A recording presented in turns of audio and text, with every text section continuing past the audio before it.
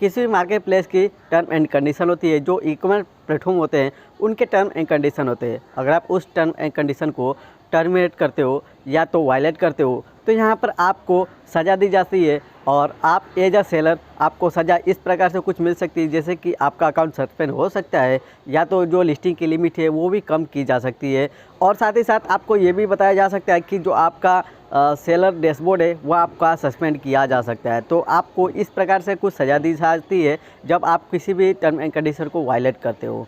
Same उसी प्रकार shoppe application में भी टर्म एंड कंडीशन देखने को मिलती है। अगर आप as a seller Shopee application पर अपने प्रोडक्ट को सेल कर रहे हो तो आपको ये जो टर्म एंड कंडीशन है उसको फॉलो करना पड़ेगा।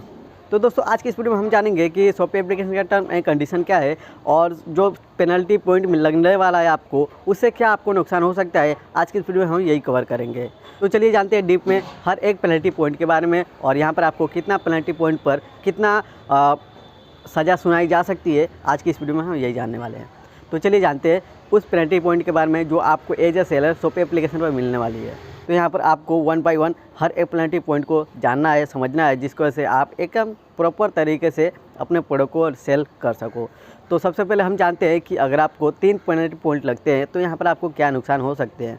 तो अगर आप कोई भी गलतियाँ करते हो तो यहाँ पर आपको स्टार्टिंग जो पेनल्टी पॉइंट है वह है 3। यहाँ पर आपको 3 पेनल्टी पॉइंट्स लगने से बचना है, क्योंकि आप अगर 3 पेनल्टी पॉइंट पार करते हो तो यहाँ पर आपका जो अकाउंट है वह उस पर नुकसान हो सकता है। जैसे कि जो शॉपी एप्लीकेशन मार्केट कैंपेनिंग आपको देता है वह बैन किया जा सकता है। मार्केटिंग कैंपेनिंग ये है कि जो आप अपने प्रोडक्ट को लिस्ट करोगे उस लिस्ट प्रोडक्ट को वह कस्टमर तक दिखाता है, शो कराता है, जिसकी वजह से कोई भी कस्टमर आपके प्रोडक्ट को देखता है और ख़रीदता है।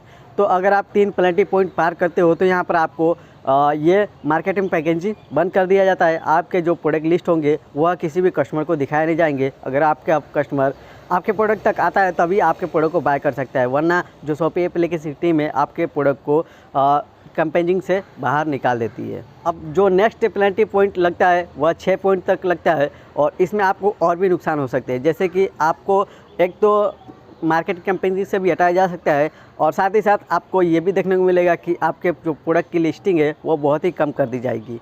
प्रोडक्ट की लिस्टिंग कम करने के साथ साथ आपको फ्री शिपिंग का जो सेवा है वो भी बंद कर दी जाएगी। जो शॉपी एप्लीकेशन फ्री शिपिंग हर एक सेलर को देती है वह फ्री शिपिंग आपको बंद कर दी जाएगी जब आपके पास 6 पेनल्टी पॉइंट लगती है। तो अब यहाँ पर 9 पॉइंट आता है। 9 पॉइंट के साथ साथ आपको लिस्टिंग बहुत ही कम कर दी जाएगी। जब आप 6 पॉइंट लाए हो तो यहाँ पर आपकी जो लिस्टिंग है और कम कर दी गई। जब आप 9 पॉइंट लाओगे तो उससे भी और भी लिस्टिंग कम कर दी जाएगी। जैसे कि आप 6 पॉइंट में 200 लिस्ट कर रहे थे, लेकिन आप अगर 9 पॉइंट ला देते हो तो यहाँ पर आपको 100 ही लिस्टिंग करने को दिया जाएगा 1 महीने में। और यहाँ पर आपको सेम वही बताया जाएगा कि आपकी जो मार्केटिंग कंपनी है वो बंद कर दी जाएगी 9 पॉइंट के साथ, और आपका जो फ्री शिपिंग है वो भी बंद कर दी जाएगी 9 पॉइंट के साथ। तो यहाँ पर आपको पेनल्टी पॉइंट लगने से बचना है, जिसकी वजह से आपका मार्केटिंग कैंपेनिंग भी चालू रहे, फ्री शिपिंग भी चालू रहे, और आपकी जो नॉर्मल लिस्टिंग की प्रोसेस है वो भी चालू रहे। अब यहाँ पर 4th नंबर पे आपको देखने मिलेगा 12 पेनल्टी पॉइंट, और इससे आपको बहुत ही बड़ा नुकसान हो सकता है। अगर आपको 12 पेनल्टी पॉइंट लगते हैं तो यहाँ पर आपको बहुत बड़ा नुकसान देखने को मिल सकता है। जैसे कि आपका जो मार्केटिंग कैंपेनिंग है वो तो बंद कर ही दिया जाएगा, और साथ ही साथ आपको फ्री शिपिंग भी हटा ली जाएगी। जो लिस्टिंग की लिमिट है वो भी कम कर दी जाएगी, लेकिन जो लिस्टिंग की प्रोसेस है, जिस प्रोसेस पे आप लिस्टिंग करते हो वो भी आपका हटा लिया जाएगा, रिमूव कर दिया जाएगा।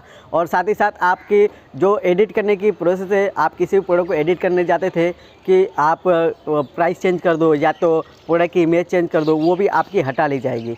तो इस प्रकार से यहाँ पर कोई भी मतलब नहीं रहेगा, आप शॉपी एप्लीकेशन पर लिस्ट कर पाओगे। इससे वजह से आपको पेनल्टी पॉइंट लगने से बचना है, जिसकी वजह से आप नॉर्मल तरीके से अपने प्रोडक्ट को सेल करते रहो, लिस्ट करते रहो। तो यहाँ पर आपको 12 पेनल्टी पॉइंट लगते हैं तो आपको ये सारे नुकसान हो सकते हैं। अब यहाँ पर 5th नंबर पर जो लास्ट एकदम प्रोसेस आती है, इससे आपको बचना है। अगर आपको 12 पेनल्टी पॉइंट लग गए तो कोई दिक्कत नहीं, आपका जो सेलर अकाउंट है वह अभी भी चालू रहेगा, 28 दिन के बाद रिन्यू हो जाएगा। लेकिन अगर आपको 15 पेनल्टी पॉइंट लगते हैं तो ये जो पेनल्टी पॉइंट है लास्ट है, और 15 पेनल्टी पॉइंट तक आपका जो सेलर अकाउंट भी है वह भी बैन कर दिया जाएगा। तो यहाँ पर आपकी मार्केटिंग कैंपेनिंग तो बैन ही रहेगी, साथ ही साथ आपका फ्री शिपिंग की भी बंद रहेगी, लिस्टिंग की लिमिट भी कम कर दी जाएगी, लिस्टिंग पे जो भी एडिट और क्रिएशन है वो भी बंद कर दिया जाएगा, और साथ ही साथ आपका जो अकाउंट है वो फ्रीज कर दिया जाएगा, एकदम से रोक दिया जाएगा। और वो जो अकाउंट फ्रीज कर दिया जाएगा वो 28 दिन के बाद या तो उससे भी आगे बढ़ सकता है, जब आप उस अकाउंट को वापस लाना चाहते हो। तो यहाँ पर आपको उस अकाउंट को लाने के लिए, उस फ्रीज को हटाने के लिए, तो यहाँ पर आपको शॉपी के टीम से आपको बात करनी पड़ेगी, और बात करने के बाद ही आप उस अकाउंट को वापस रिन्यू कर सकते हो, वापस चालू कर सकते हो, जिसकी वजह से आप नॉर्मल तरीके से अपने प्रोडक्ट को लिस्ट कर सको। तो कुछ इस प्रकार से आपको शॉपी एप्लीकेशन में ध्यान रखना है कि आप कोई भी गलतियाँ नहीं करो, और जिसकी वजह से आपको पेनल्टी पॉइंट नहीं लगे। अगर आपको पेनल्टी पॉइंट लगते हैं तो आपको ये सारे नुकसान हो सकते हैं जब आप एक seller, as a seller Shopee application पर अपने प्रोडक्ट को सेल कर रहे हो।